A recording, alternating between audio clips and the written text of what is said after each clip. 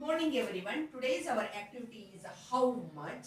How much is used to ask about singular or uncountable nouns. ಈ ಪೆನ್ನಿನ ಬೆಲೆ ಎಷ್ಟು? How much is this pen? ನಾನು ಎಷ್ಟು ಸಕ್ಕರೆ ಹಾಕಬೇಕು? How much sugar should I add? ಒಂದು ಕಪ್ ಕಾಫಿಯ ಬೆಲೆ ಎಷ್ಟು? How much cup of coffee? 1 kg ಅಕ್ಕಿಯ ಬೆಲೆ ಎಷ್ಟು? How much for 1 kg of rice? Kannada ಕಲಿಯಲು ಎಷ್ಟು ಸಮಯ ಬೇಕು? How much time does it take to